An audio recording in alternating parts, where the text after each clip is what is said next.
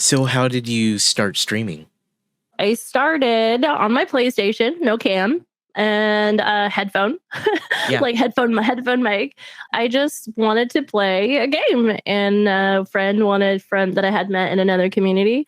One of my mods, one of my dear mods, Terrace Del Rey, he was like, "I want to see you play this game. I can't believe you've never played it." And I kind of wanted to stream. I was like, "Well, Hmm. that would be kind of fun. I would be terrible at it, but it'd be fun." And I never looked back. I did it, and I was just like, "This is so much fun!" And it was just on my PlayStation 4 with that, like, I don't know, I don't even remember how to do it.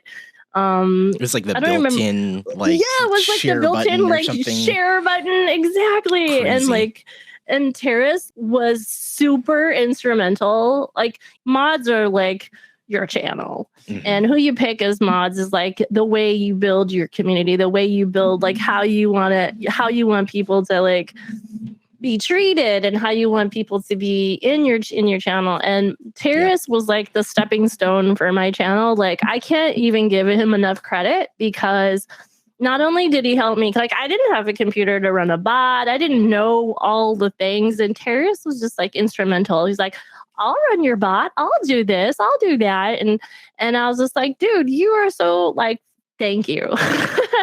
So he helped me a lot, but in that process I learned so much. Like, I learned a ton of things, and then I got a mic, I got a USB mic, and I hooked it up to my PlayStation, and Yeah.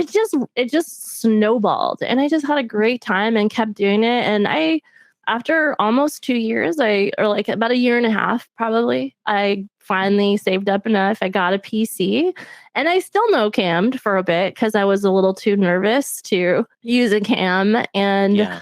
And I started in black and white because I felt comfortable in black and white.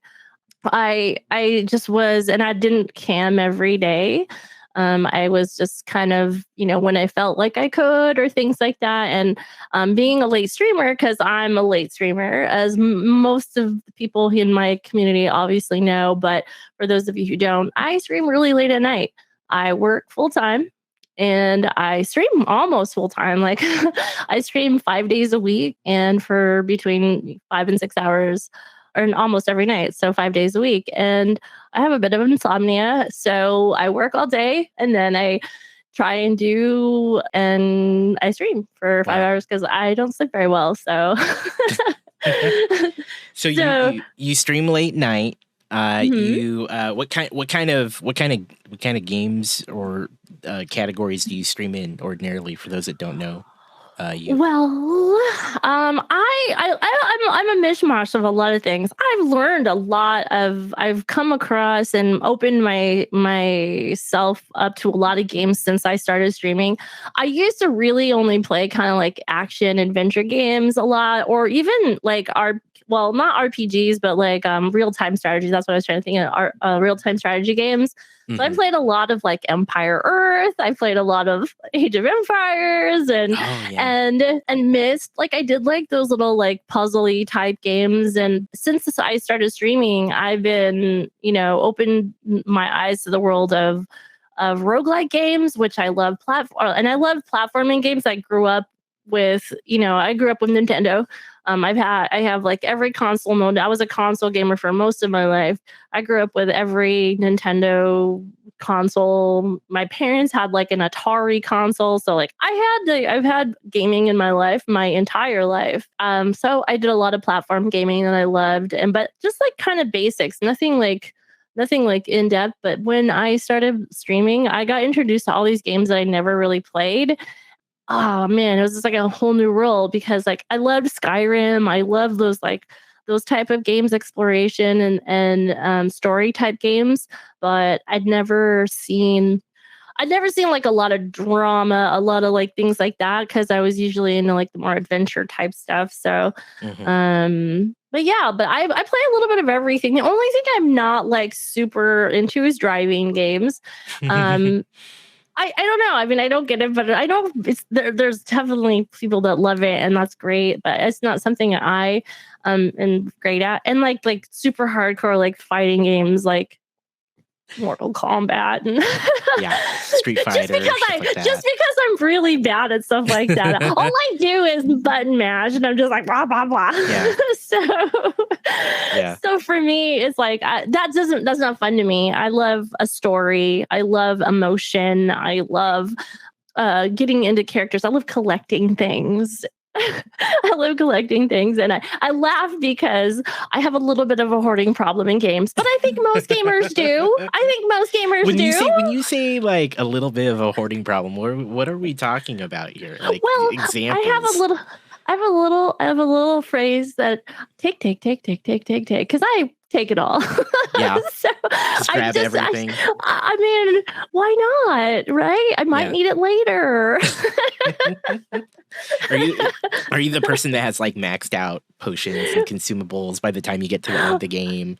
When I played The Witcher 3 more and more, my inventory management was disgusting. Like what? I cannot tell you how many times I had to like go to my inventory and try and get rid of stuff because I was and I had viewers that would be like, Nate, you're never gonna use that stick. Yeah. But I got it at the beginning of the game. It's special. It's got sentimental value. It was there with you from the beginning. Why would you want to get rid of it? What if I need it? You might need it later.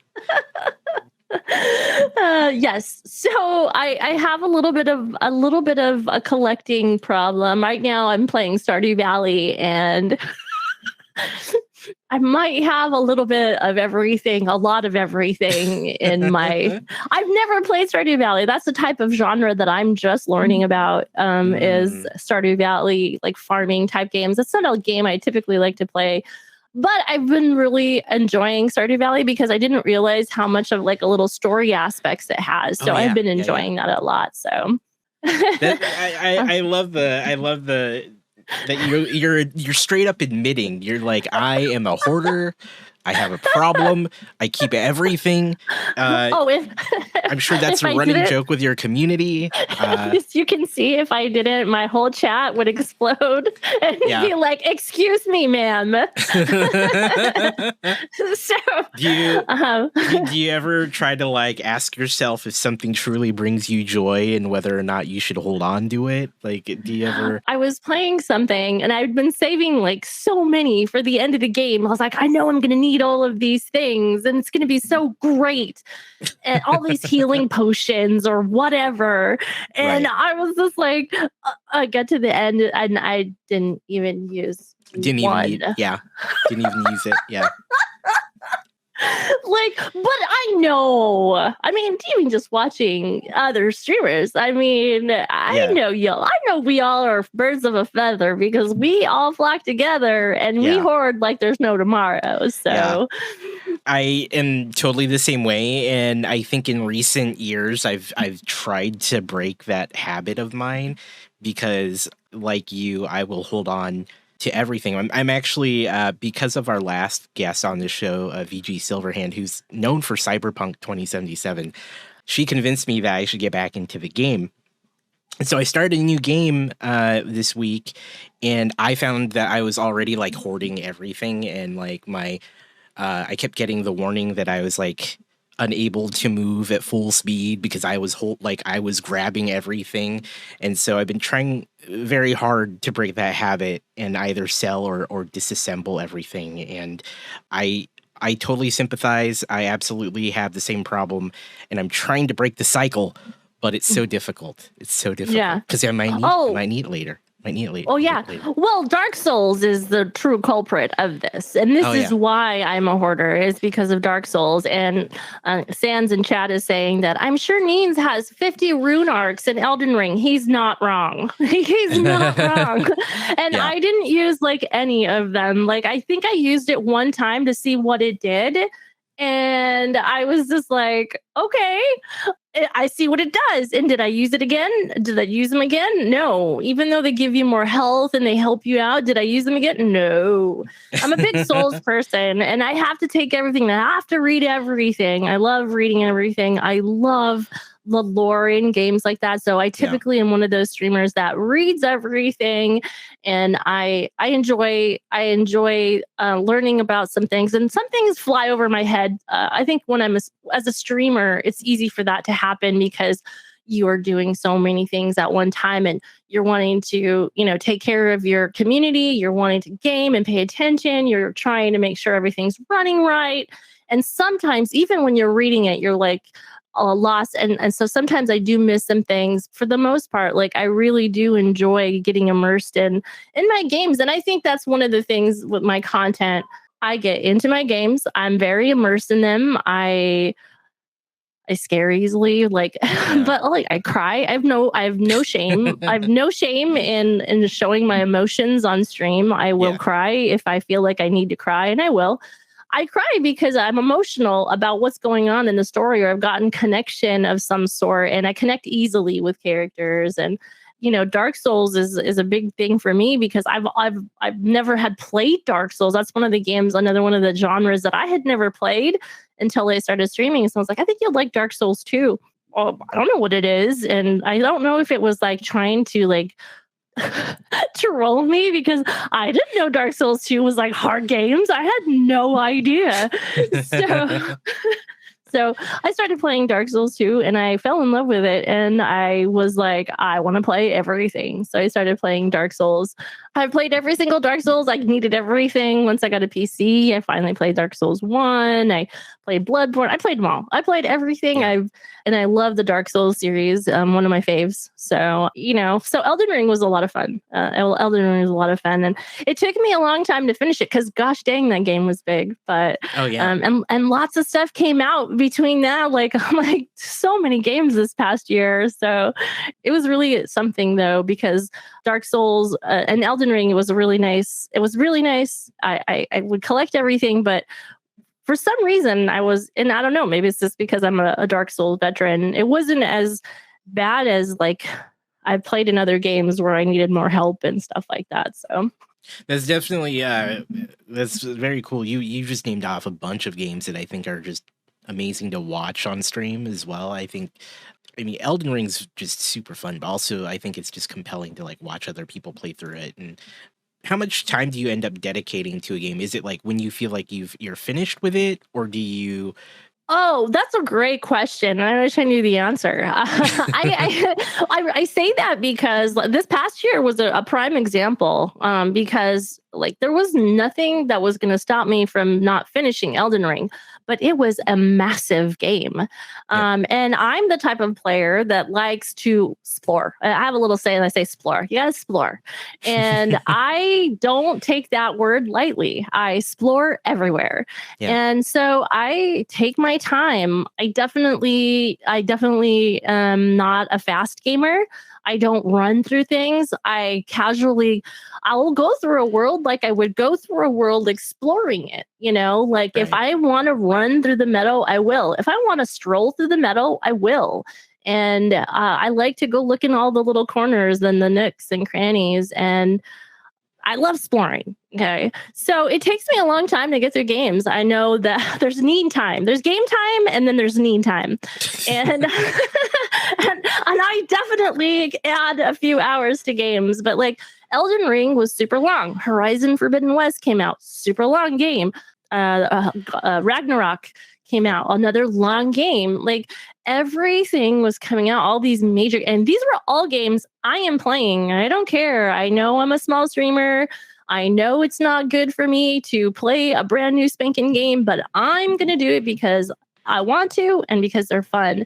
But I had to like juggle all of these games, and it was tough because I felt like, I'm going in between all these games, and now I'm really into this game. But I said it when I started Prey in October because I was kind of doing spooky October, whatever, Spooktober.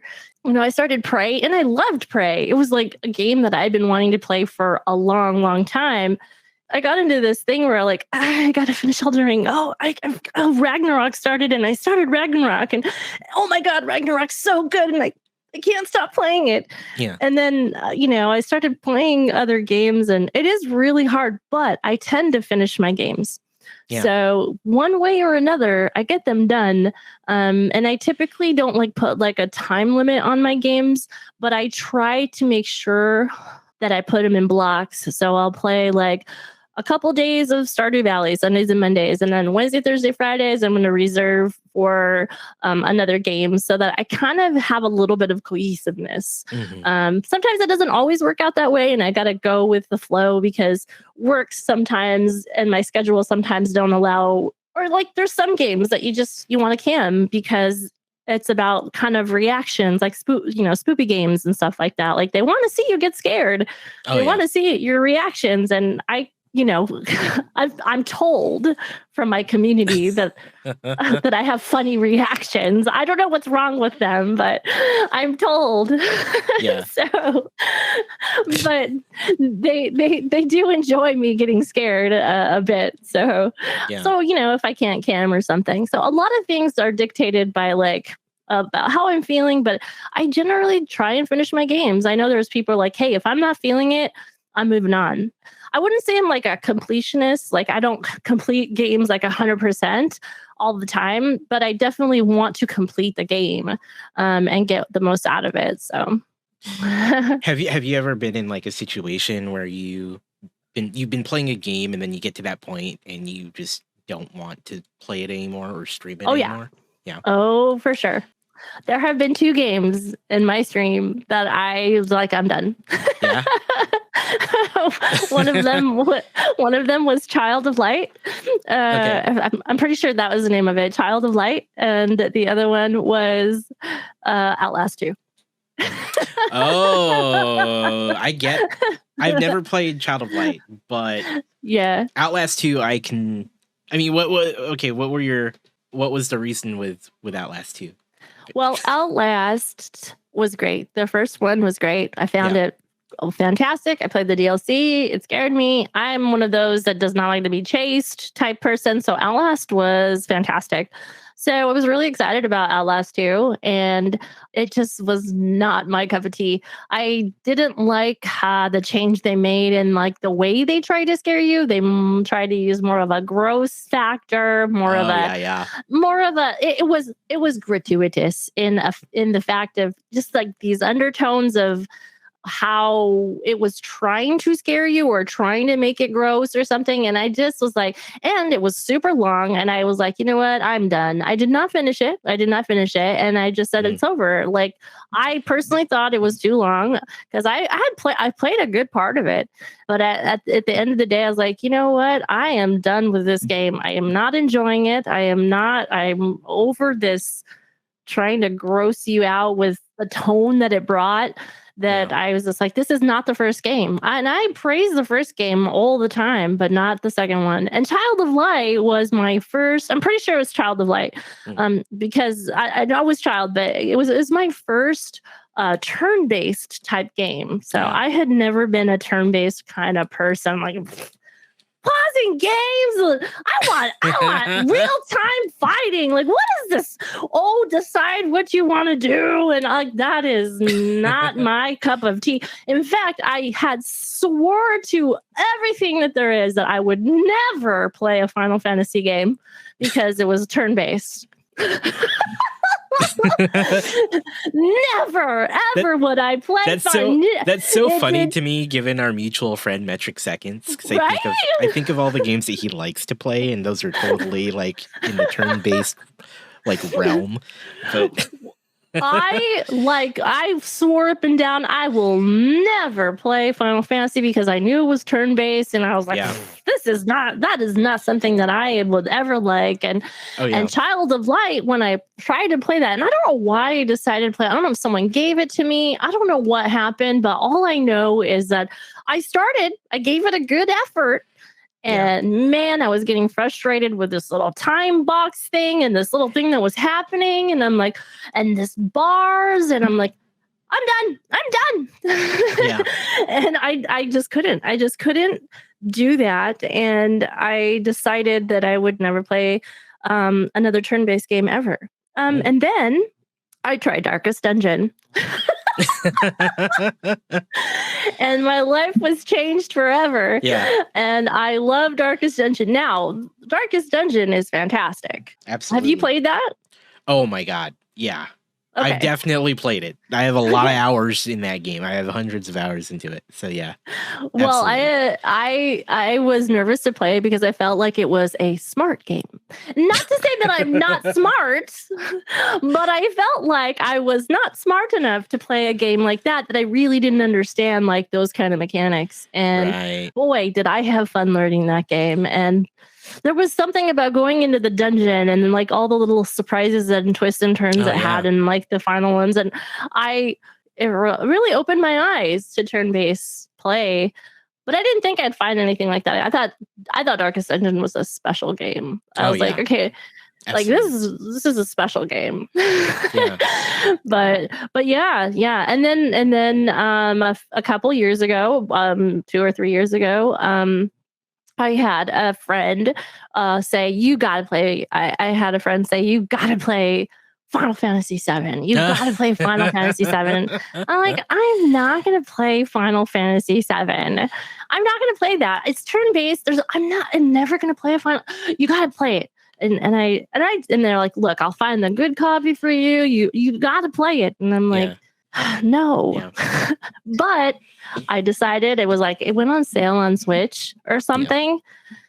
I was like, okay, fine. Yeah. So I started playing it more and more. I started playing it.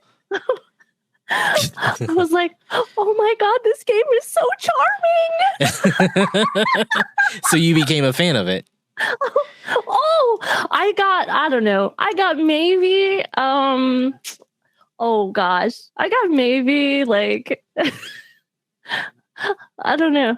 I got to a part where I don't know. I was still at the beginning of the game, but it was like a little bit ways in, a few hours in for sure. Yeah. And there was this part where, so the stairs are kind of a big deal in my channel. I throw everyone down the stairs. It's just what I do. It's just what I do to things in games is I throw things down the stairs or over cliffs or things, not on purpose all the time, but most of the time. And there's this part in Final Fantasy VII where there's the stairs and there's a character that throws someone down the stairs. And I was like, this is it. I have to play this game on stream. Yeah. And I started Final Fantasy VII on stream and I started from the beginning. And even though I had only been a few hours in, and I did voices. For all of the characters. Yeah. Had a blast. And I love Final Fantasy VII. I had never seen or heard of anything in that game, and I was absolutely completely blind and had no idea. And I'm sure you know about the scene. Didn't know. Bawled my eyes out. Oh yeah. Bawled my eyes out because I had no clue. And what was going to happen to one of the main characters? Yeah. Oh, I was shocked. And then not only was I shocked, the entire rest of the game, I had hope. Oh, you had hope that wasn't really the situation. Yes. They'll come back. You can bring them back, right? She's in the stream. She's gonna come back. The whole game. But you know what? I had so much fun playing that game more and more. And I don't know what it was. I don't know. It was just really cute. It was really quaint. I don't know what it was. It was something darling about it. Yeah. So I played Final Fantasy IX. Well, actually, the remake happened for 7 and I played that and I had a blast. So then I played another recommendation from my same friend, Bad Rap. And he was like, you got to play Final Fantasy IX. I'm like, And I'm like, I probably, he's like, you got to do it. It's the tie between 9 and 7. They're the best. And I'm like, okay. So I played 9. Loved it. I did voices again. Loved it. Had a good time. And then I played 6, and I've been playing So Final you've Fantasy become games. a Final Fantasy fan. I have. You got I have tricked. indeed. I did. That's awesome. I did. That's awesome. I did. So that's another thing that I play on my channels, and I like to do the voices. And I am not a voice actor. Obviously, I'm not a voice actor. I don't do voices or anything, but I have fun doing it, and I think that's part of why I have fun and I connect to the game so much is I'm doing these voices and it helps me connect to all these characters. Yeah. And it makes the game. I want to say that if I hadn't done that for all of the characters in Final Fantasy VII, I don't know if I would have enjoyed it quite as much as I have doing those voices for and I played 6. I did voices for all of those characters in 6. If you've ever played 6, there is an enormous amount. It's a huge cast. Yeah, and I did voices for all of them. Wow. And they were fun and good times, and so I've made a lot of fun. I've had a lot of fun doing that, enjoying it, and getting to that part. And so I don't know if it makes it fun for my viewers or for the community or not, but for me, it makes it fun and makes me more immersed in the games. So I'm really excited to play the newest Final Fantasy game that's going to be coming out this year. I was going to ask, how do you feel about the more current Final Fantasy games? Because I haven't played them. Yeah, it sounds like you've played a lot of the classics, so you'll be looking forward to the new one. Well, the only newer one I played, and it's not newer content wise, but it's newer mechanic wise, was the remake of 7. So I played remake. How was that for you compared to the original? I really liked it. I did like it. It was, not being able to do voices and all that stuff is different, but I did like it because I loved the story so much, right? So it'll be interesting to see how I like the newest one, because I haven't played any of the newer type. I haven't played 10, which people want me to play, but I haven't played 10. I haven't played 15. And so 16 will be my first introduction to the newer play. That's not 7. So yeah, they definitely, I'd say 15. It's closer to the 7 remake than one would maybe think, but it's definitely more active in terms of what's going on. So you might like it. I'm looking forward to hearing what you think. Well, when you get one of my good streamer friends, Izzy, she really likes 15, and so when I asked her how she liked 7 remake versus 15, she's like, this is what I like and don't like, and she said they were very similar, but there was definitely some differences. And so it's interesting to know that because I haven't played 15, so I couldn't make that comparison. But when I look at them side by side, I can see the similarities in the mechanics. There's some overlap there in terms of the gameplay between 7 remake and 15 for sure. But yeah. How do you gauge when you feel like there's been too much time spent on a particular game or a particular series? How do you decide maybe it's time to take a break from it? I kind of look at chat interaction, and for me, being a late streamer is hard because a lot of people will chill with my stream because it is late at night and people are either starting their day or they're ending their day because, I'm West Coast. For those of you who don't know, I'm West Coast. And so, people are ending their day when I'm starting up, and people are starting their day across the pond over there. And, I get a lot of lulls and stuff like that. So, but I can kind of gauge when people they're talking about other games or something, or they're not really they don't seem vested into the material or something through the chat. So I'll kind of look at that and be like, you guys, you still want to see this? And maybe I switch to a different game, next week or something like that or break it up instead of playing it all week long. I'll make sure and just dedicate a couple days so that I can finish things and whatnot. Because I do like to finish games, especially if I like them. Yeah. But but I know not every game is engaging. So it's tough. It's definitely one of the hardest lines to toe because is chat like not liking this? Is the community not liking this, or are they just like relaxing?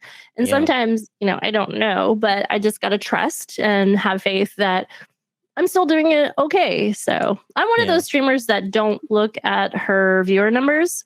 Well, I've been doing this for 7.5 years, and for the first half of it, it was hard because, there are things that I was like, okay, I it's funny. I was kind of like at a peak, like right when the affiliate program came into play. And so I was right at the point where I could apply for partner. But just I was just eligible, but they were starting the affiliate program. So they weren't really letting a lot of partners in. I kind of got stuck in this limbo section. And then, but I was at the height. I was playing some of the best games that are out there. I was playing Witcher. I was playing Witcher 3. I was playing Breath of the Wild. I was playing all these games for the first time that were really helping me and stuff like that. So I don't play a lot of games over again because for me, one of the things I feel like is drawing is my I don't want to say authenticity but it is authentic, but I get very immersed in my games, and my reactions and my responses to what I'm playing for the first time is fun to watch, for people, because I like to watch streamers play something for the first time, and it's always fun. And so I tend not to play a lot of things over and over again because I'm afraid that authenticity of seeing something for the first time is not there. So, when you've gone through all those games that are really popular, people seeing them play for the first time, and then you're like, oh, well, what am I going to play now?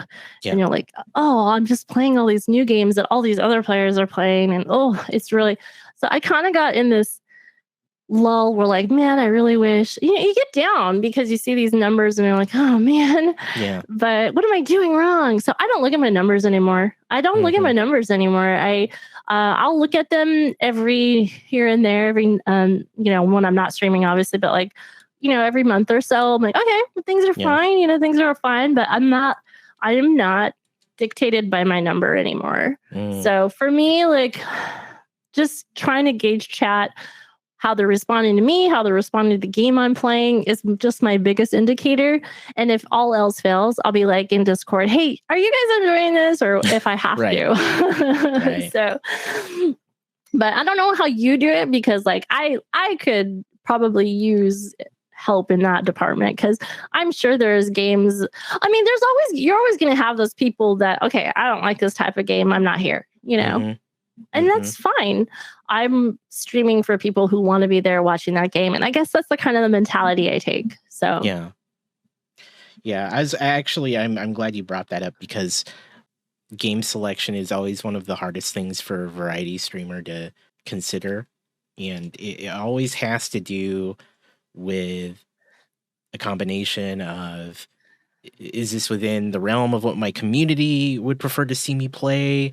Is this something that I myself want to play? How much time do I want to spend on this? If people really want to get super into the logistics of it, who's streaming it while I'm live, right? Those are all considerations depending on your goals for your stream. And I definitely I sympathize with you in that because, and there was a period of time where I was more of a late night streamer, playing a lot of PlayStation games. Actually, that's how I think you and I really bonded. Because we were playing a lot of the same games at the same time. Exactly. And so I have since kind of totally veered off into a whole nother world on Twitch, building Lego and hosting talk shows, apparently, because that's kind of what I'm known for now. But back when I was doing more variety gaming, it was always hard to figure out what to stream, for how long, and when. and it was definitely one of the most difficult things for me. Mhm. And I always had a hard time with it because I would think, okay, well, I really want to play this game because I'm a big fan of this series or whatever. And then I would stream it. And then I, like you, I don't look at my numbers, especially Mhm. when I'm live, but then I'll go back and you kind of know by your chat activity. I was like, man, Exactly. it was so slow. Or it was depending on what the game was, right? Because Right. it also depended on the game. And I would have Oh, times where I'm like, for sure. I was like, no, it was a slow night. Or it was a slow week. And I'd be like, okay, well, I'm gonna keep playing because I enjoy the game. But I would full well know that for the span of whatever time I would play that game, I would, depending on what it was, it would either be a really good couple weeks or a real not so good couple weeks. So Yeah. yeah, For sure. And I know someone saying that we met you playing Last of Us 2, but I had met more and more even before that, Mr. Jab. I yeah. had met more and more before that. So he came in and rated that time, but we had definitely known each other before that time. Yeah. But yes, that is one of the times you remember. So Yeah. but and that's a game I remember you playing that game, and Last of Us obviously is near and dear to my heart. That's one of the Last of Us. The first one is one of the first games I even streamed, and that was the game that Terrace wanted to see and all that stuff. That I was like, yeah, that'd be fun. And there were some other things that were a factor for me wanting to stream. Like I needed to.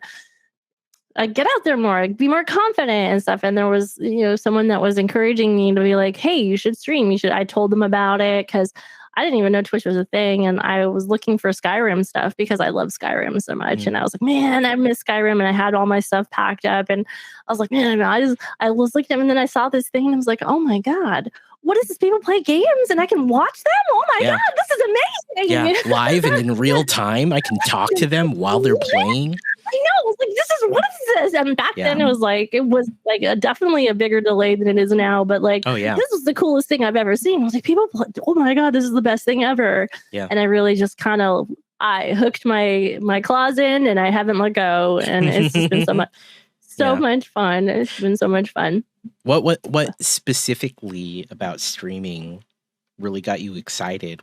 I was playing The Last of Us, and I had never played a game where a character like that at the very beginning, as we all know, I think everybody knows about The Last of Us. So like at the very beginning when the character dies, I had never played something that got me so emotional.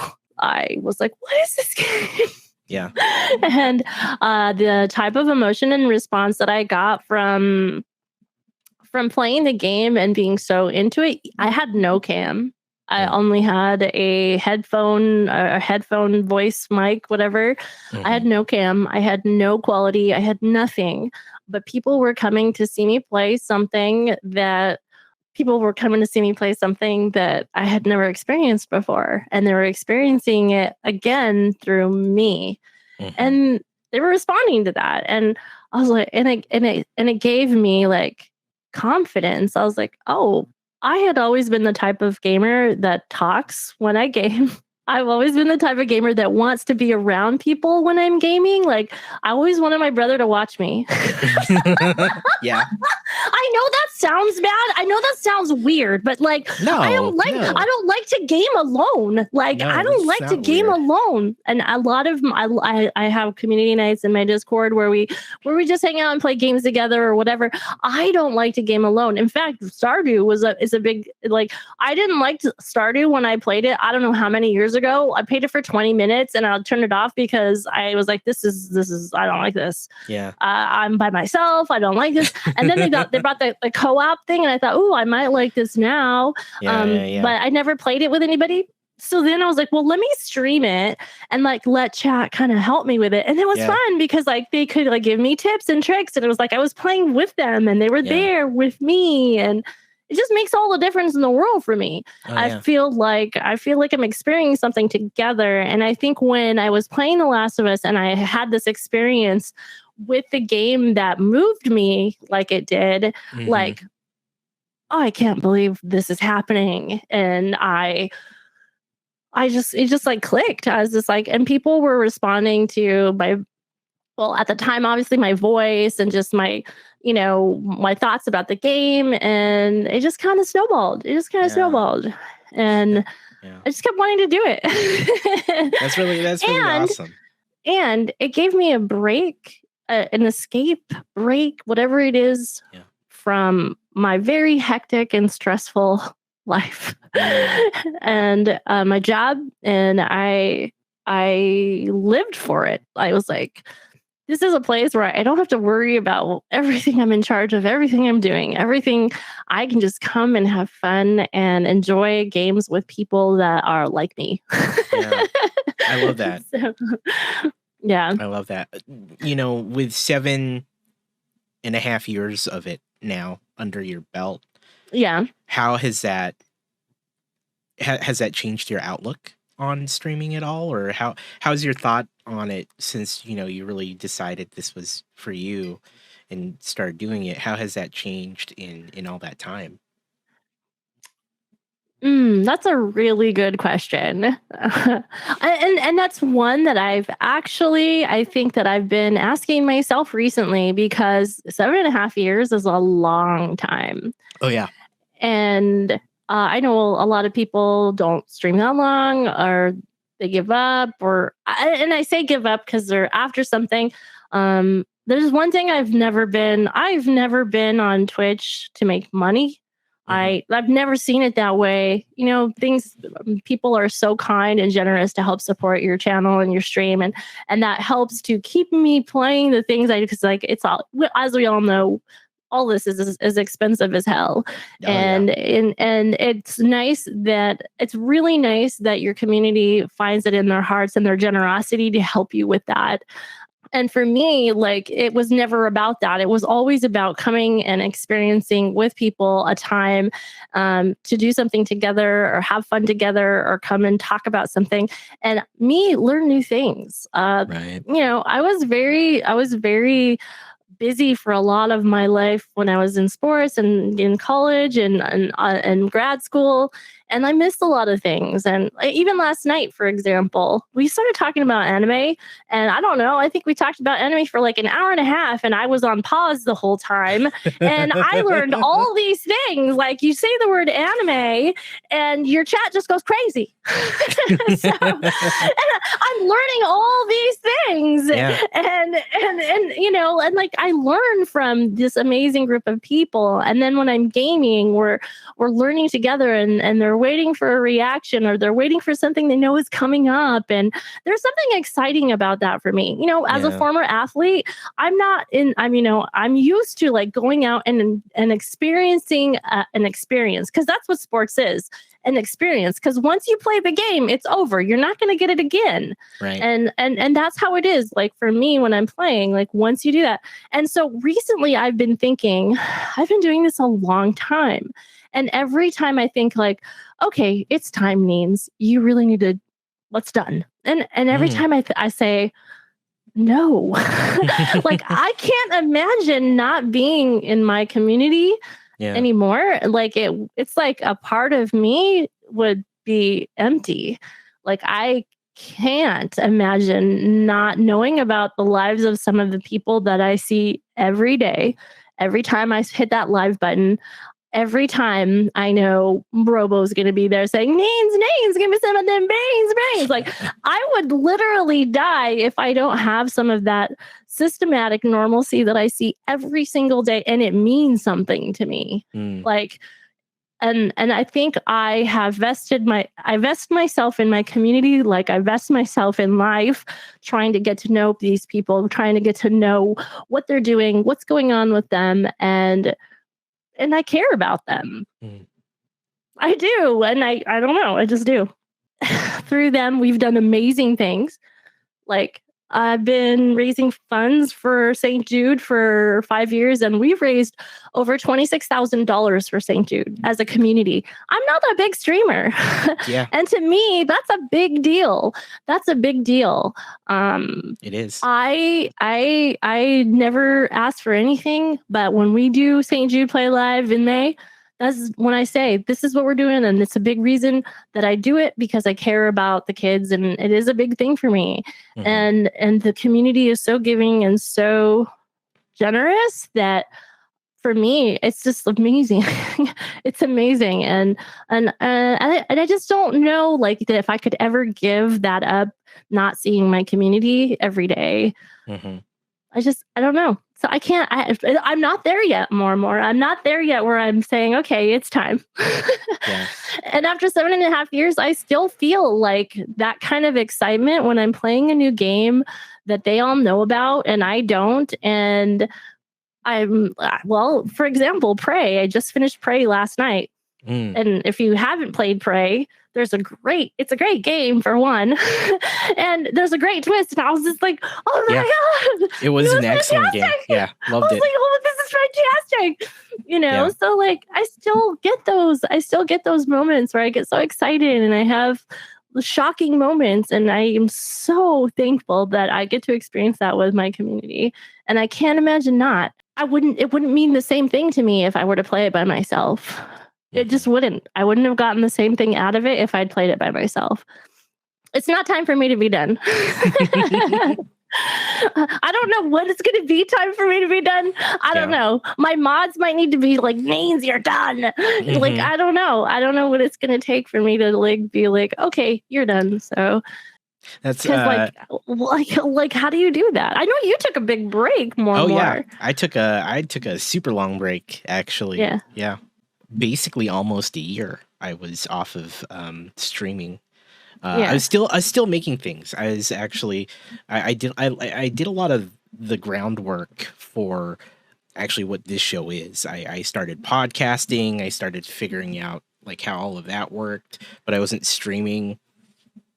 And I was trying to figure out what I could still do with the time that I had. I took a break from Twitch because I was feeling like you. I mean, like you, I was a late Yeah. night streamer, Mm-hmm. and so that was the only time that I felt like I could stream effectively until it took its toll on me for not getting enough sleep because I would stream late into the night and then get up at a decent time and go to work and work my full-time job and then wife and kids. And so Yep. it became the one thing that I had to cut out. So I spent almost a year not streaming, but I wouldn't say I spent a year away from creating. I was just trying to figure out how to sneak more time in, even Right. though I was not actually going live. I was recording podcasts and learning how that worked and recording videos for just YouTube and figuring things out. And then eventually I missed Twitch the whole time. So Right. I Well, you weren't like completely away from it because I know you were still Mhm. in streams and stuff like that. But yeah. I know you Yeah. had taken a break from broadcasting. Yeah, absolutely. I took some time. And so it's amazing that you've gone so long and have remained so committed to your community and the platform and just continuing to do so. So I give you props for sticking around and doing it. So like Well, I mean, sometimes it's hard to even like people will say like, and I have my mod in here saying we can't even make you take a 5-minute break, let alone make you stop streaming. I love it so much. I do enjoy it that much that I Mhm. want to keep streaming and things like that. But like you said, I think the longest break I ever took from streaming was a month and a half, maybe at the most, because I was just really going through some stuff. It was kind of in that time period where I still was like, I feel like I should be partnered, and Right. I'm not. I see all these other people that are partners, and I'm being real here. Like Mhm. you see other people that are partnered, and you're like, how am I not partnered? Yeah. I'm consistent. I don't get banned. I don't, I produce good content. Yeah. I mean, Yeah. good community content. Maybe I'm not like some super gamer girl, like No. some sort of like, but like you see other people and you're like, I'm not saying that I compare, but you're just like, what am I doing wrong? Right. You look at yourself and you're like, what am I doing wrong? What is wrong? Am I not funny enough? Am I not witty enough? Am I not this enough? Am I not this enough? What, I'm doing something wrong. You cannot help but ask yourself those things. Yeah. And I got really low. It was in that transition time where I was feeling like I was still looking at numbers, and I'd ask my moms, like, well, you got to change your time, and I can't change my time. I have a really crazy schedule. And I was really going through some stuff, and I was like, so I think I took about a month and a half, maybe at the most. But for the most part, I have been streaming consistently 5 or more hours a day, or 5 or more hours for 5 days a week for 7.5 years. Yeah. And it has taken me, before I took that break, I was in Discord saying, I take it very seriously. I take my schedules very seriously. And I remember feeling guilty that I wanted to take a break. I can't do this. I can't break my... And I had a really good friend of mine, Dulzane, who is now Alice, Altered Alice, but she was Dulzane back then. She said, Neens, you are the most consistent person I've ever seen on stream, and And if you never streamed again, you would still be the most consistent person. And she really made me step back and be like, and look hard at the fact that I was streaming that much and working and doing all this stuff and still not breaking schedules and being consistent and not just... And it really took me a lot to look at myself, look at those Twitch things and say, wow, I streamed that many hours this year. Holy cow. Yeah. That's a lot of hours. I really have worked hard. I really can take a break when I need a break, because my community doesn't want to see me completely just dead. They want to see someone that's having a good time. And if I'm just exhausted and not taking care of myself, then right. So it really did open my eyes when I looked at when Twitch started doing those recaps and they showed you how many hours. And I don't think they're super accurate, but they're pretty accurate now.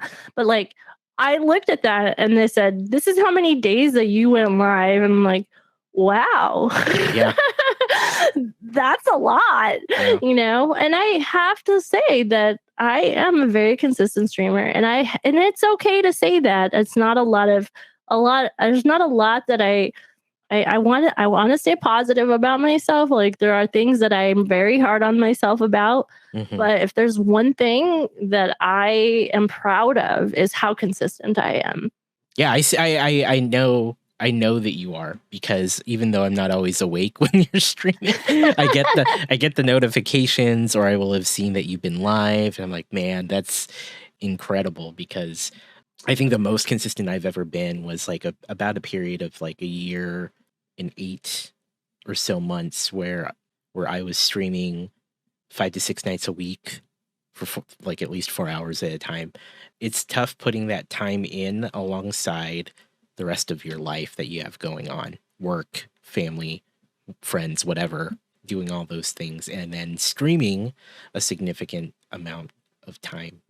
You talked about where you were at when you were trying to get partner. How has that affected your thoughts on content creation, and after having been here so long and really at one point laser focused on maybe getting to partner? And I mean, it sounds like now you're not as worried about the numbers.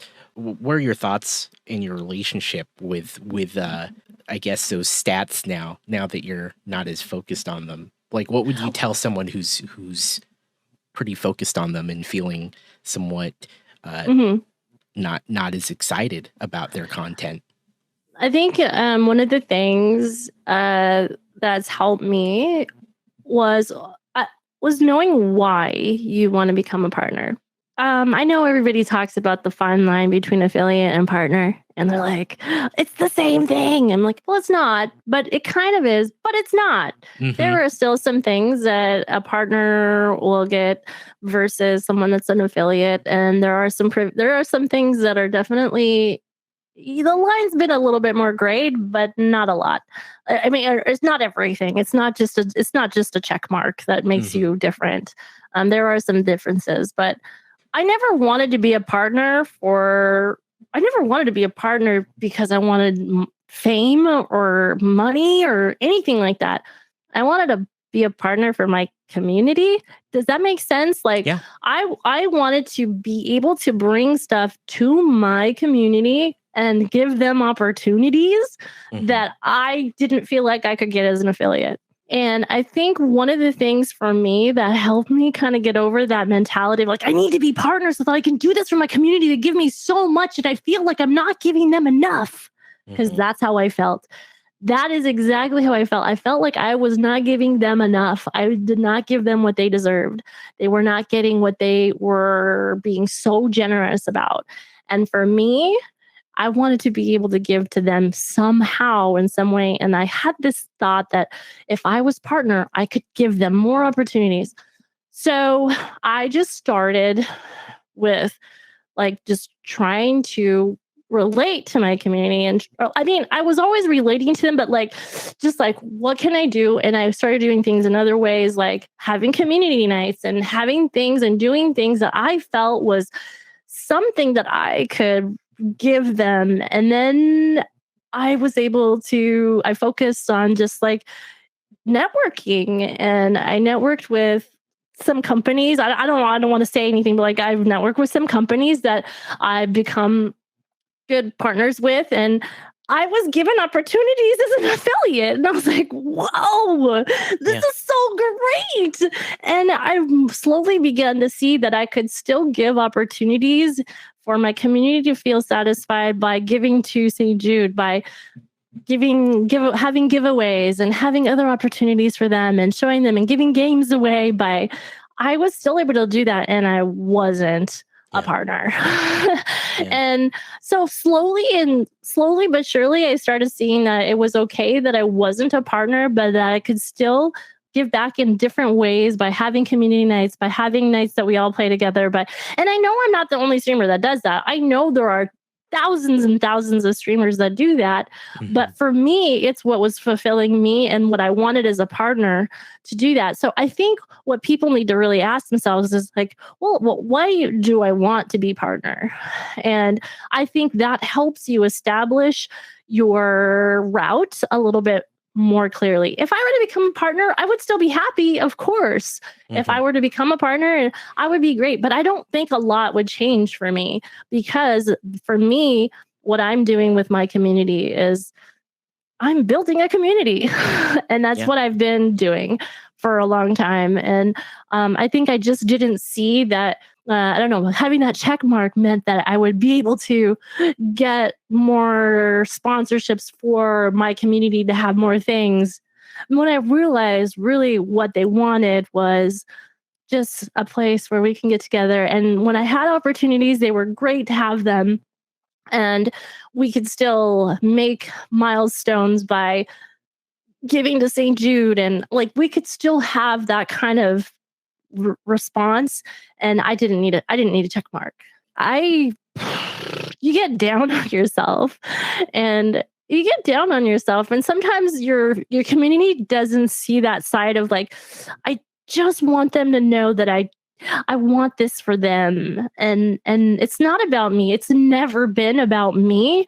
It's been about trying to have more opportunities and more things for them. It's just always been the way I have been. And I don't know.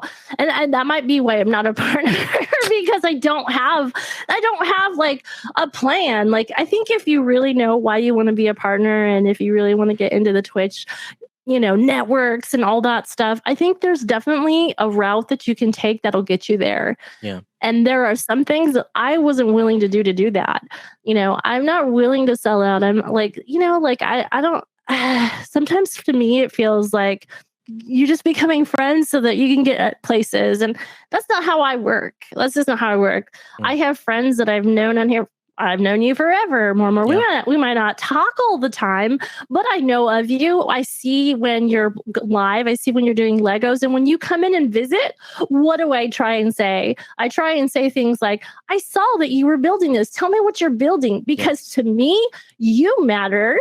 Your content matters to me. You matter because I'm making a mental note of what you're doing. And I try and do that with my community, like that they tell me things.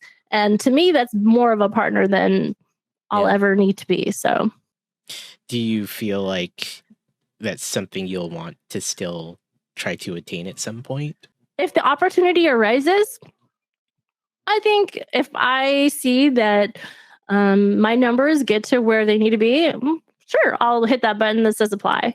But if I get it and I don't get it, it's going to be like, well, I didn't get it.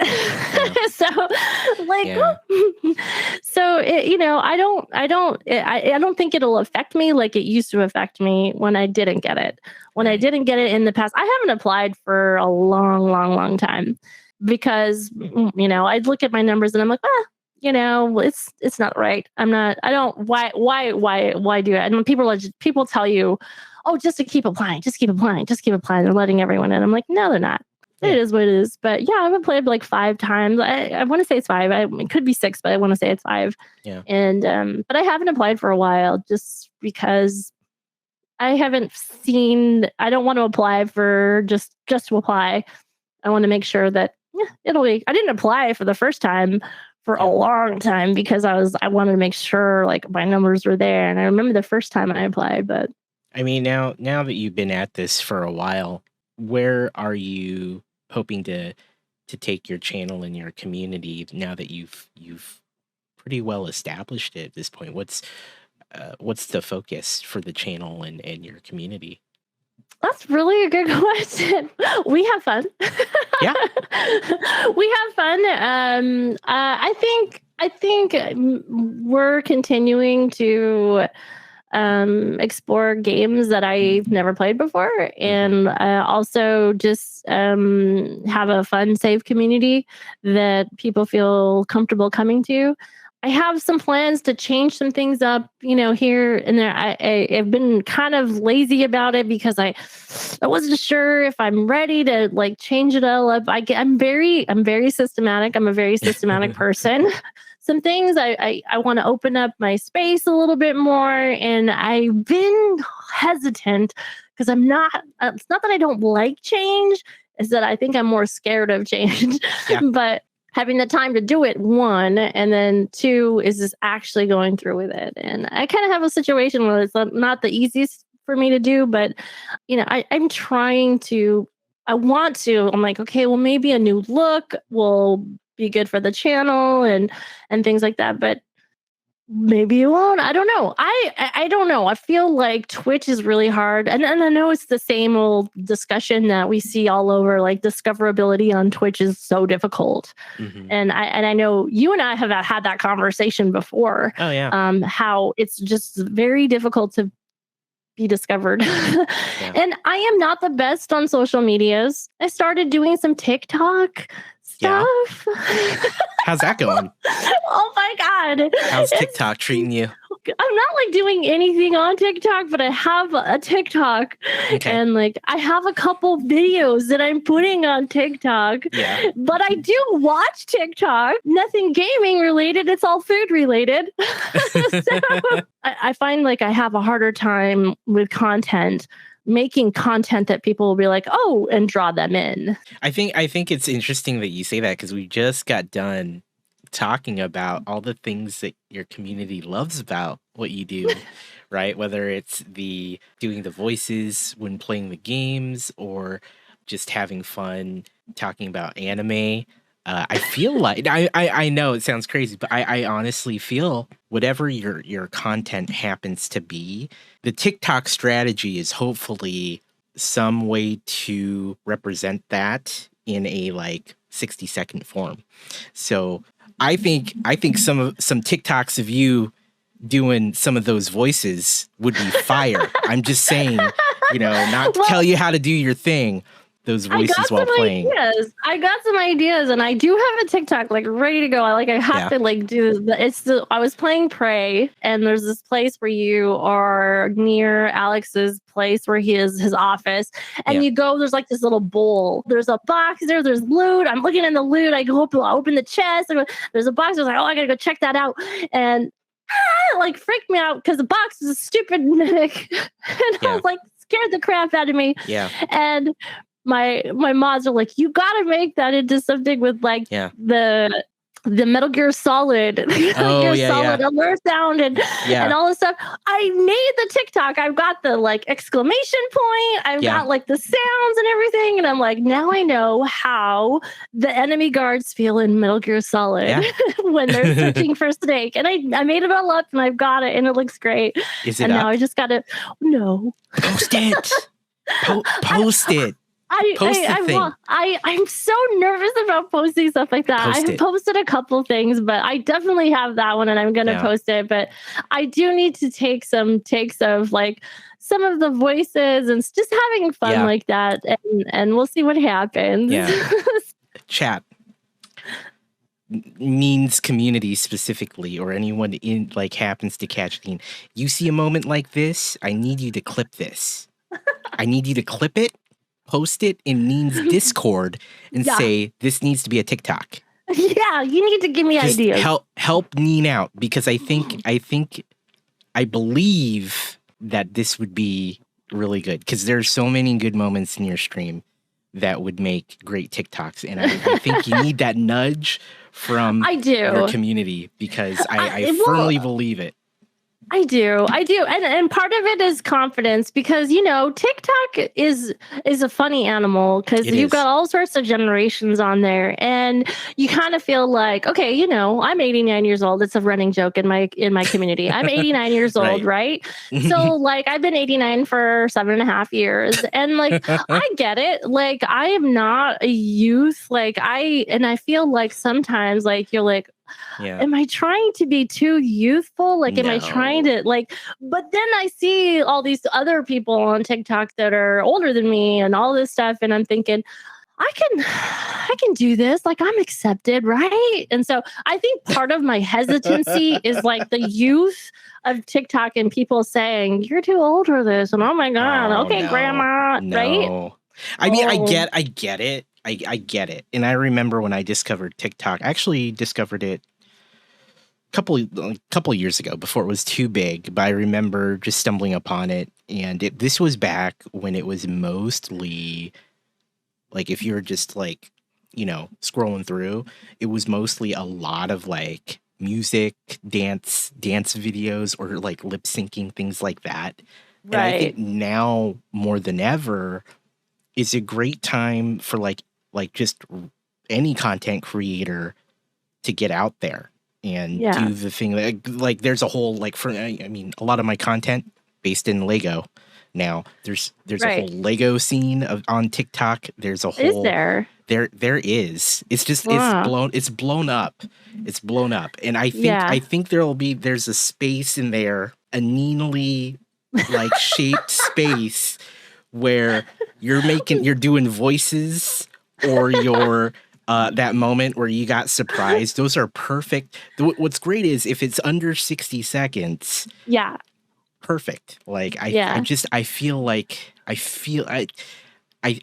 you could do this. You could do this. I believe in you. And you've been doing this for 7 years. I think if you can stream for 5-6 hours, I promise you there's going to be some amazing TikToks in there.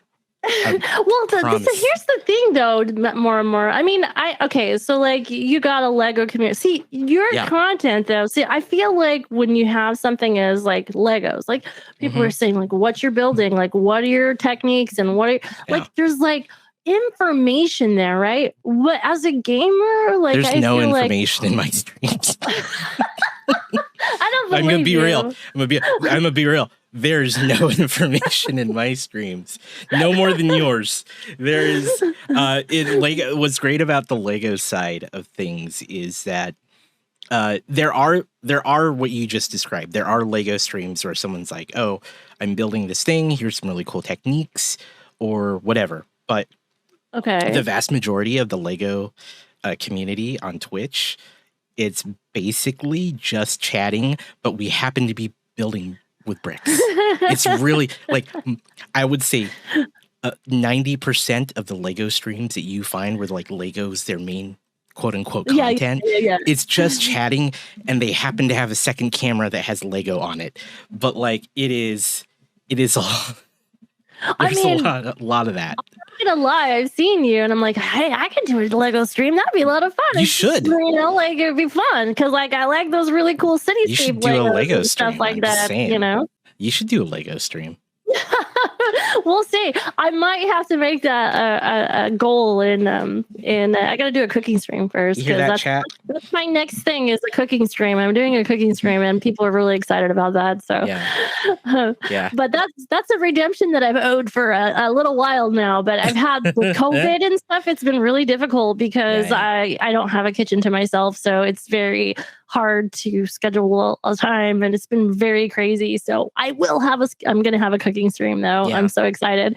Yeah. But I just feel like you said, like the thing with the Legos and the TikTok, I just feel like, okay, it's funny to me because it happened in a moment that I was like, do you have to be there to experience it type thing? Like you question all that stuff. Is it really funny? And like Zeke said in this, am I hip? Because I don't think I'm hip, or maybe I think I'm hip, but I'm not hip. You know, I love your hello fellow youths comparison, because I've definitely felt that way too. I think the best thing I can say is that our communities, especially when they're very well established, like yours, because I'm going to say it, yours is very well established. Our communities are reflections of us, right? And they like the things that you like. That's why they're there. And especially if you have long-time members of your community, they're there for a reason. I want to believe that if you put that same faith in anything else that you produce, whether it be TikTok or YouTube or whatever, you will find your people on that platform who love those same things, or who will think that bit with the Metal Gear sound is funny. Because I'll be honest, and admittedly, I'm not a big, like, I'm working on my TikTok strategy as well. I'm not a big TikTok poster, but I've definitely been focused on YouTube for the last year with this show. Yeah, specifically, this show was very much born out of an idea that I had the very same thought, where I'm like, is this interesting? Will people actually watch me talk to my streamer friends for a couple hours and just talk about their stuff? Is that boring? Because I'm not going to lie, more and more, I was really nervous to come on today because I was like, I'm not interesting. Why is more and more wanting me to talk? Because I'm not interesting, and I'm not going to be interesting for him. That's not true. But that's the thing, though. You are interesting. You are... I mean, you have a whole community here of yours that would not be in this channel right now if it wasn't for you, right? And so I defy you and say you're a very interesting person, or else you wouldn't have built up a community. Your YouTube is taking off. Then it's building, definitely. I think this show has grown in the last year. It's actually, we haven't celebrated it yet, but it's been over a year since we posted our first episode. This is episode 48, believe it or not. 48. It was born out of the idea that I wasn't sure would be sustainable. I was like, I'm going to do like 3 of these. And then I'm going to do like 5 of these. And then, I'm going to hit 10 of these. But then it was very much like yourself. I was like, is this interesting? Is this interesting to people? And I started with I think it's interesting. I would watch this. So I'm just going to make what I would watch. Right. And honestly, and for those that don't know or don't have the context, this show is built upon learning and hearing the stories of other creators like myself, and ideally giving them the place and the space to talk about the things that drive their community and their content. Like, that's the whole mission of this, because I find that mega interesting. because Mhm. I've known Neens for a long time. I've had many creator friends I've made over the years that I love having these conversations with, because I've had these conversations in private, and Yep. to me it was very compelling, very interesting. But I definitely asked a question like, is this interesting? Would people watch this? I found that there is a place, and so I would challenge you to say that I think you will find the same thing on, whether it be TikTok you decide to go to, or YouTube, or whatever you want to post other content to. I Yeah. guarantee you will find your people who will find it just as compelling. And I believe you're interesting. That's why you're here. And so Well, sometimes I feel like I'm not personable enough, or I just want to make sure that people are enjoying it and having a good time. And especially for you, and being a guest with you is, obviously it's fun and I enjoy it, and I just love being able to talk with friends. And we've had conversations in the past oh yeah. about content, about games, about things that we're trying to be better about, development of games. Like, I know we've had those conversations. So like, for me, like, it's definitely fun to be able to talk to another streamer in a little bit more candid form like this, where Yeah. I can just kind of say what I'm feeling sometimes, and still iterate to the communities, like how important it is. Like, not every streamer has the same goals, and I think that's really important. Yeah. And every community is a little bit different. I'm having the same hesitations like that I did when I first started streaming, to like post stuff on TikTok, because am I cool enough to do this type thing, You right? are, So, but yes. but that's what I'm saying. Like, I'm having that same hesitation. Like, I can Yeah. barely manage Twitch. Well, am I getting Fair. crazy to even think about TikTok? But Mhm. I do know that discoverability on TikTok, or excuse me, on Twitch, is a lot harder than it is anywhere else, and or it feels that way anyways. I have a YouTube. And what I use it for is just putting the games I played on there, and I Mhm. put some content on there. But like, my big thing there is that I had a reaction video to Silk Song's initial, like, the moment it came out, like Mhm. the moment it was announced, and what it was, I have a reaction video on there that garnered like a lot of views. And so, like, for me though, like, TikTok, or excuse me, YouTube has just been where I'm playing or putting the games on that I've played and my playthroughs on there. And I haven't Yeah. really done anything more than that. And I wanted to, I've thought about it. I've thought about, like, okay, should I be doing more? Will that help me? Yeah. Or will it be better if I do little smaller things that are less time consuming and easily editable, Yeah. and putting them on TikTok? And for me, TikTok is a little bit more manageable than YouTube, where I feel like I have a lot more editing time, a lot more things that I really have to get into, Yeah. and less time. Where with TikTok, you have some really great tools that make it really easy to do some TikToks. So. Absolutely. You got this. I believe in you. I know you can, and I know you. And you know what's great is you mentioned something that is excellent, is reaction. I wouldn't say that that's probably the biggest thing you could or would focus on. I think between all the other stuff that we already talked about, would work great on something like TikTok or YouTube Shorts or Instagram Reels. But honestly, if you do some reactionary content, I think that would also work really well for you. Like, that's just Mhm. outside perspective. I don't know. If you ever want to talk more about that stuff, I'm always glad to like Yeah. bounce those, Well, thoughts. so more and more when we talk about reactionary stuff. So here's Yeah. the thing that comes into play with that, though. Yeah. Why do people care how I react to something?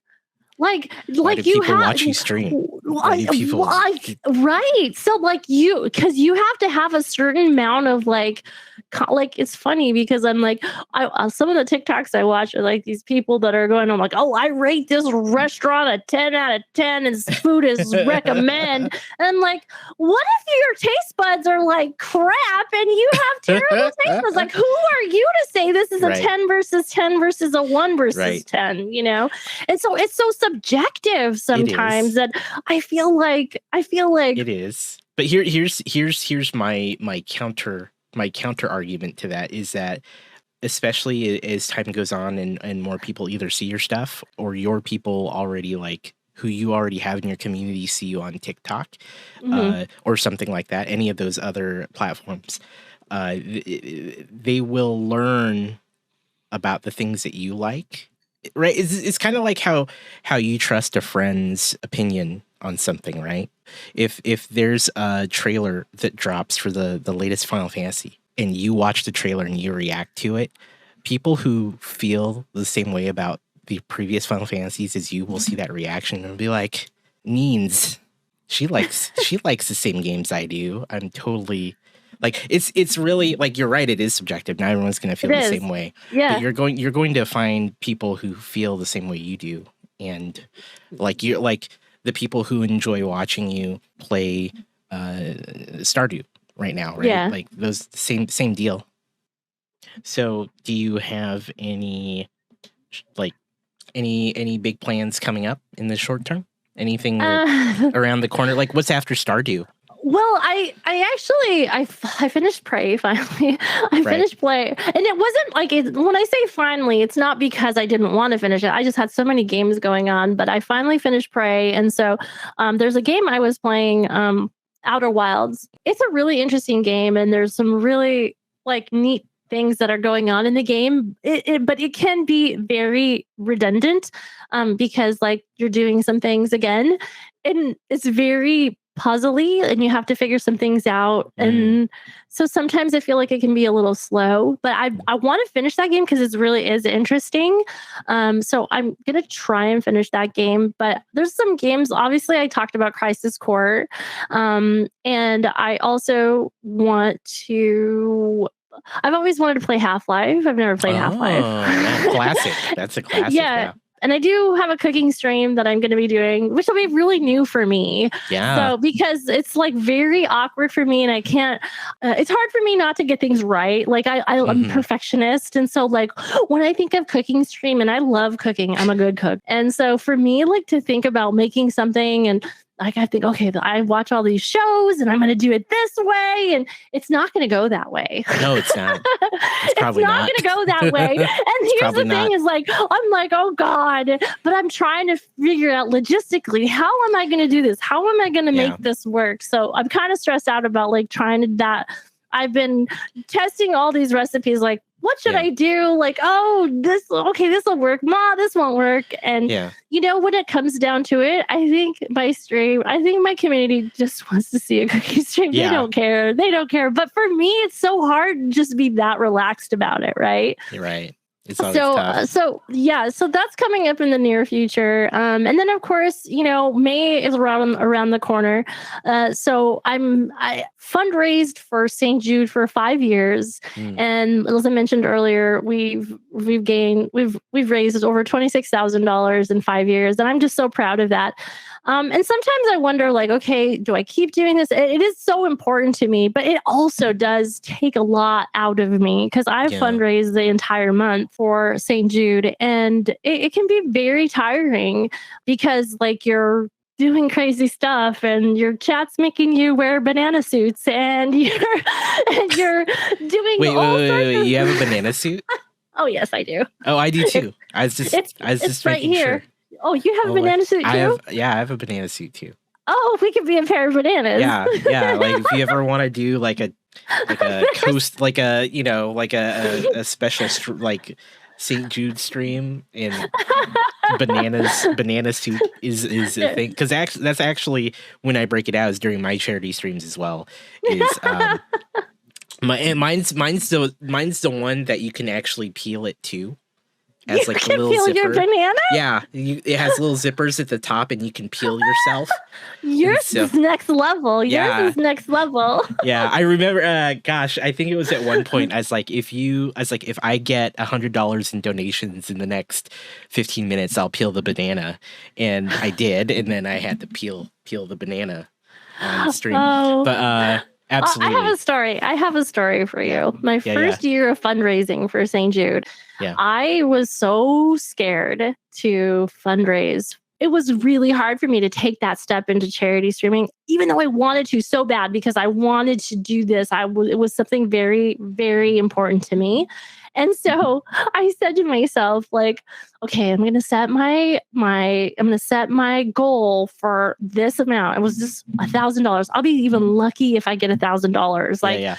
And even that for me was a stretch. I was like, oh my God, I can't believe I'm gonna set this for $1,000. Yeah. And I set my little goals, and it's a thing on, everybody knows I don't like bananas. I don't like ripe bananas, I should say. I do not. I'm very particular. If I'm going to eat a banana, it has to be pretty much completely yellow with no brown spots, no brown anything, nothing at all. It has to be completely yellow and maybe like a tinge of green on the ends, just a tinge. That's very specific. I can't smell the banana. I can't. It cannot be ripe whatsoever. Like, I do not like the smell. I'm learning so much about you.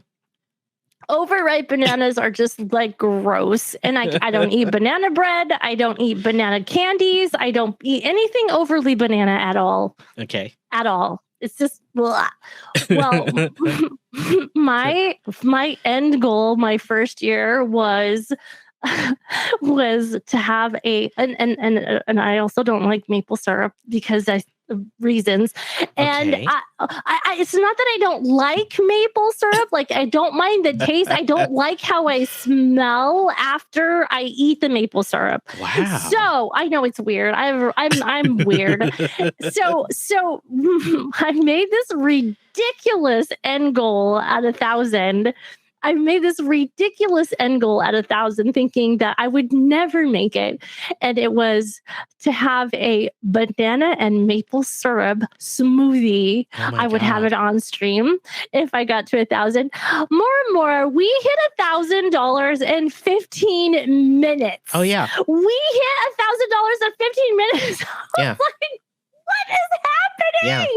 Oh my gosh, yeah. So we this is a common thing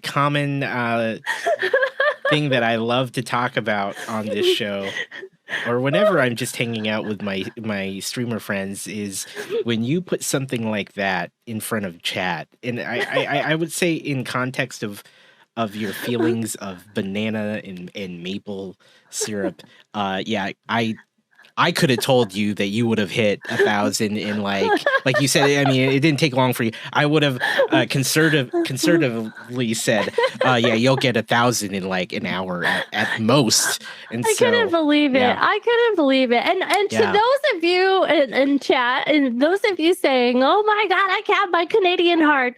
To be fair, I am talking about the terrible American maple syrup that people put on the bottles. Like, like, that's not real maple syrup. So, just like actual, like they just call it syrup. I know what you're talking about. Syrup, yeah, right. yeah. Whatever. Yeah, that maple stuff's syrup. horrible. Yeah, I agree syrup. with you on that. Just syrup. Like, that's what I put in the thing. Just, I don't have maple syrup. Like, it was like whatever, the syrup that you get at the store. And because, like, I don't know about you, but I always knew the kids who had pancakes in the morning and maple bars because I could smell the syrup, and I have a really strong nose. And so that's why it's not that I don't like the taste of maple syrup. It's more that I don't like the after smell. And like, I feel like I smell like maple all day long, and I don't like the way that smells. Yeah. So so to be fair, those of you who feel like it's not against that at all. It's the regular gross stuff, Yeah, yeah. No, I'll take maple syrup any day over like the not real, like not actual syrup, because but that includes maple bars. I don't like maple bars because of because the smell. Yeah. Man, and it gets all over your mouth, and then we're learning so much about Neens today, and I'm so glad that we got to learn some of this. Oh, I am just ridiculous. So yeah, these are also the same things that you'll want to put down as incentives in May when you do more charity streaming.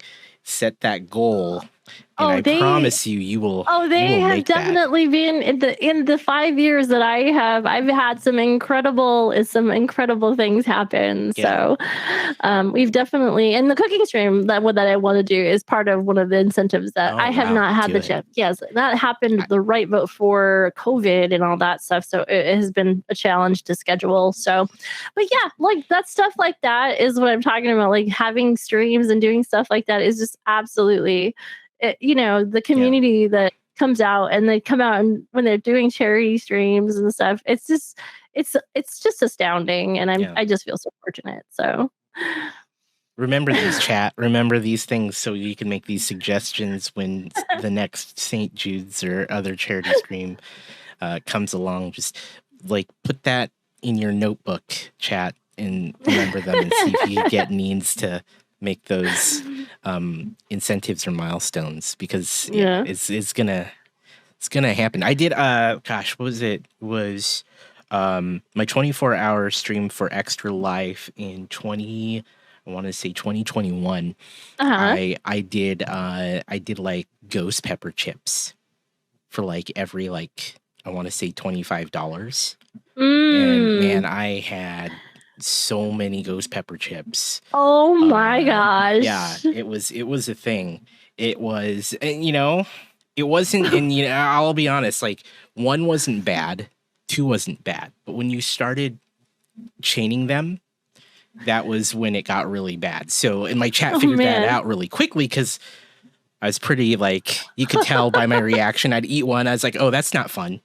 Right. Oh, yeah, but like, it wasn't a big deal for me. I was like, oh, that's not cool. I'd make a face and I'd move on. Well, but then, I know that feeling. I absolutely know that feeling for sure. Because it's not easy to eat stuff you don't like. Yeah. But that was one of my best. That was one of my best charity streams. So yeah. Connections, right? It makes sense. Well, I took one of the incentives off that I used to do because my channel's theme is like jelly beans because it's Neen's jelly beans, so Neen's beans, and I love jelly beans. I love jelly beans, especially Jelly Bellies. And they have those terrible Jelly Bellies that are like the wrong flavors. The Bean, you know what I'm talking about? The Bean Boozles. Yeah. You know that. Yeah. Oh, I'm very familiar with those. I almost threw up. Those really? rotten egg ones are the worst things I've ever put. Like literally was. So on top of having that shake, I had to have all these Bean Boozles, and that was not an easy night. I have since then not ever put back the Bean Boozles on because I came that close to hurling. I was like, okay, note to self: do not put anything on there that's going to make you hurl these. Oh, yeah. So yeah. It's funny because St. Jude will send you those now. I know. Yeah. I sent them to my mods. I was like, here really? you go.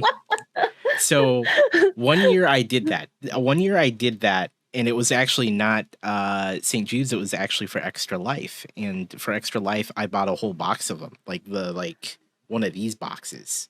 Oh my god! Right. And I think I set it for like every. Gosh, I was dumb. I think I said every $20 or $25. And I ate the whole box over 24 hours. And I could not get the taste out of my mouth of those jelly beans. And they're so bad. Yeah.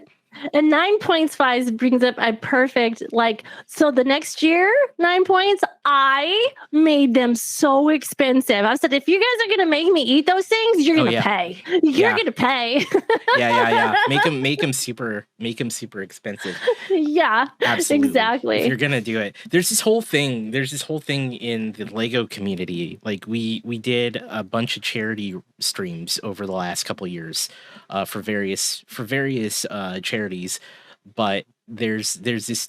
I think the meta right now in charity streams for the Lego community is like there's these spicy pickles that a particular person has been making. They just add all kinds of peppers in it. It's like it sounds delicious. Yeah, they sound delicious. They sound amazing, but apparently, like the Scoville rating is super up there. Like it's up there with like the one chip challenge.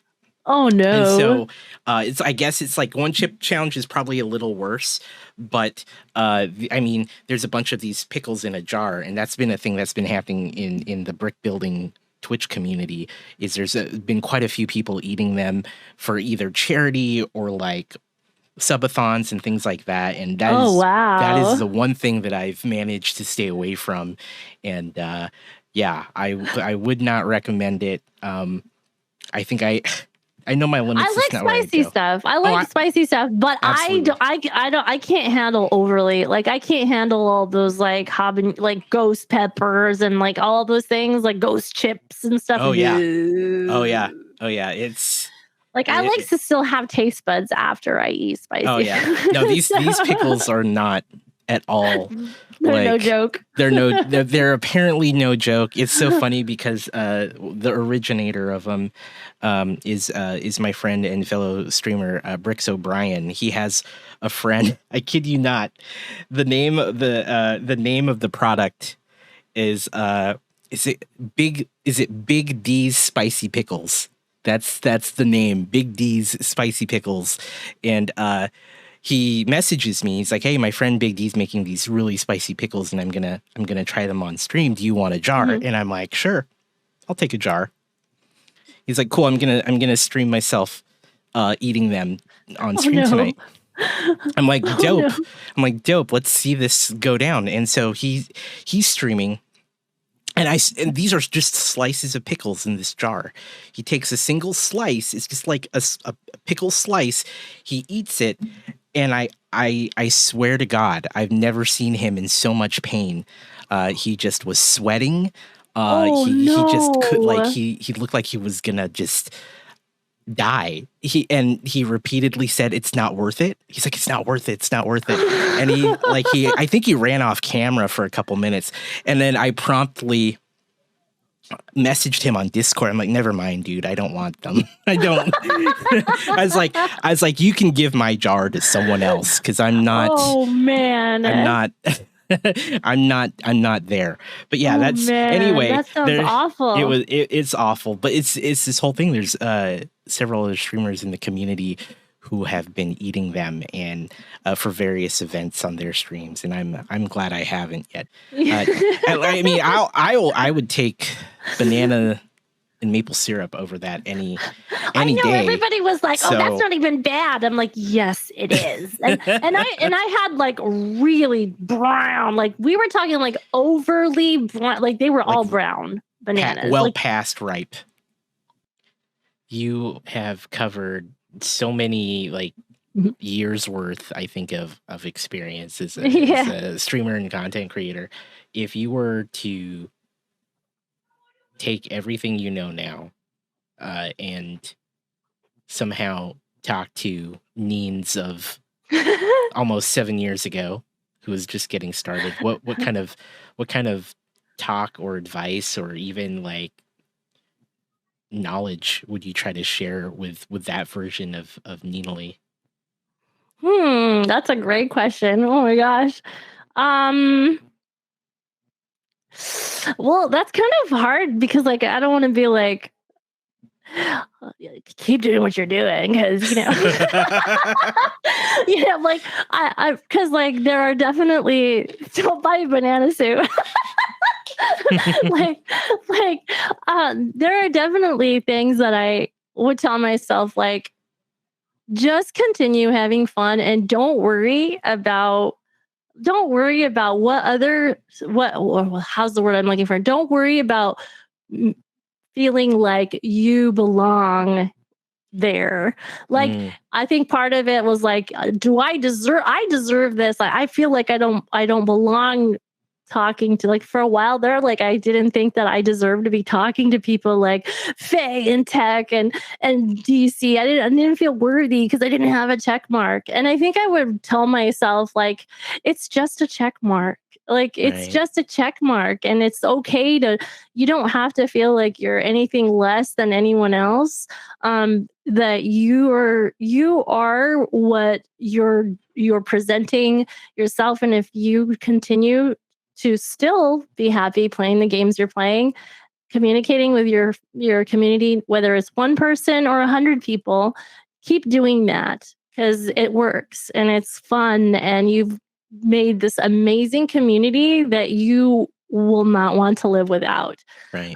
So keep doing that, but forget about feeling like you belong, because just because you don't have a mark doesn't mean you don't belong with people like DC and Faye and Tech and Manic and Izzy and everybody else. We all belong here. And more and more, and anybody, we all belong here. Seriously, like we do. I belong here just as much as Snowy does, and I belong here just as much as you do, and just as much as Manic does, and just as much as Yugatu, and just as much as anybody. And it doesn't matter if I have a mark or not. And I think that's what I would tell myself, is that you're having fun. Just have fun.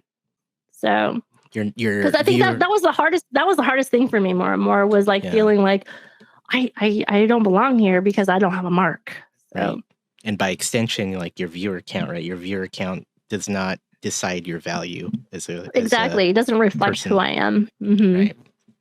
Before we get too much further, I do want to just take the time to thank you for doing this, and once again tell everyone who's watching and listening who is not already following Neens to check her out, twitch.tv/Neenali, Neenali. Thank you so much, Neens, for hanging out with me tonight, and oh no, thank you. I'm humbled. I really am. I appreciate your story, and you are truly one of the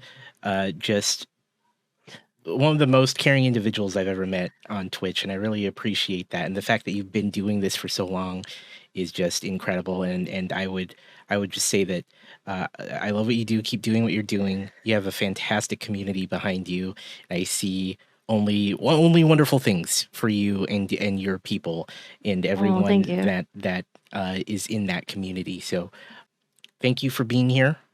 I appreciate it. I really do. Well, I appreciate you. Thank you for asking me to even be here. I think it's great. I think it's great what you're doing. And I'm honored. Like I said, I'm honored to be here. It's fun to talk to other streamers, and, we've been friends for a long time, but we don't get to hang out a lot together. So it's nice to be able to come out here and shoot, talk to each other and whatnot. So, I love what you're doing with Legos. I think it's fantastic that you've found something that is doing something and being able to bring people together, and you're having fun doing it.